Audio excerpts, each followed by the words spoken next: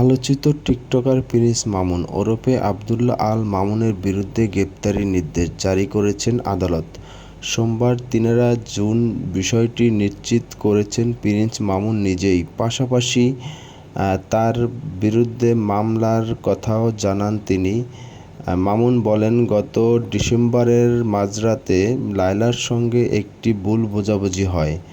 এই মামলাটা যেটা আমরা এখন যেটা নিয়ে কথা বললাম, এটা 11/12/2023 ফাইলিং হয়। অ্যাটেম্পট টু মার্ডারের মামলাটা, এইটাই তো মামলা আমাদের সাথে ইস্যু। কিন্তু এরপরও যখন তারা গত ডিসেম্বরের 11 তারিখের মামলা, ওই দিনই টর্চারের ঘটনা ঘটে 23/3/14। আমরা 24-এ আমরা এটার জিডি কপিটা আপনাদের দিচ্ছি, কিছু না প্রিন্ট করে দিচ্ছি আমার কাছে। একটি বছর মামলাটা না, 1 বছর না, এই মামলাটা 6 মাস অ্যারাউন্ড। তো প্রতিবেদনও আসছে প্রায় 1 মাস। প্রতিবেদন আসলে পরে ডেটে সেটা কোর্টে যায়, কোর্ট বিচার করে, জানতে চায় যে এটা আপত্তি আছে কিনা। কারণ এখানে তো মোট 4 জন আসামি ছিলেন। 3 জনের বিরুদ্ধে পুলিশ বলছে যে আমরা তাদের ঠিকানা খুঁজে পাই নাই, ঘটনা তারা ঘটায় নাই বা সম্পৃক্ত ছিল না, এরকম বলে নাই। 4 জন কে যদি আমি বলতে পারি, আমাদের সেখানে তো আছে। দেখেন এখানে 4 জন মধ্যে আপনার প্রথম আসামি তো আবদুল্লাহ আল মামুন ওরফে, সরি 3 জন, সব 3 জন ছিল। এই মামলাতে মূলত আসামি ছিলেন আবদুল্লাহ আল মামুন ওরফে প্রিন্স মামুন।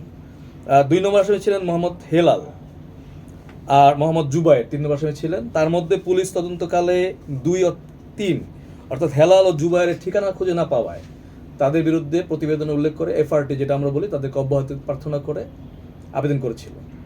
তো অ্যাকর্ডিংলি আমাদেরকে জিজ্ঞেস করা হয়েছিল যে এদের ঠিকানা পর্যন্ত দিতে পারবো কিনা, যেহেতু আমরাও তাদেরকে ওইভাবে ব্যক্তিগত ঠিকানা কালেক্ট করে দেওয়া সম্ভব ছিল না। আমরা কোর্টকে বলেছি আমাদের কাছেও নাই, যার কারণে কোর্ট এককভাবে আবদুল্লাহ মামুনের বিরুদ্ধে ওয়ারেন্ট দিয়েছেন এবং পরবর্তী প্রসিডিউর জানেন ওনাকে যদি কোর্টে ধরে আনা হয় অথবা উনি স্যারেন্ডার করেন, যদি জামিনপ্রাপ্ত হন বা অথবা না হন, যেটাই হোক না কেন, মামলাটার সামনে আগাবে। আমরা আশা করছি ট্রায়ালে আমরা একটা ন্যায় বিচার নিশ্চিত করতে পারি। আপনাদের সহযোগিতা লাগবে, আমরা সহযোগিতা করবো ইনশাআল্লাহ। মামুনের সাথে 2 জন আসামি, 2 নম্বর 3 নম্বর যারা আছে, ওদের সাথে সম্পর্কটা কি মামুনের? আমরা যতটুকু জেনেছি এখন পর্যন্ত তারা খুব ঘনিষ্ঠ ফ্রেন্ড তাদের, এবং এই ক্রাইমের কো অ্যাকিউজ যদি বলি আমরা, পার্টনার বলতে পারি আমরা, তারা যেহেতু একই সাথে ছিল।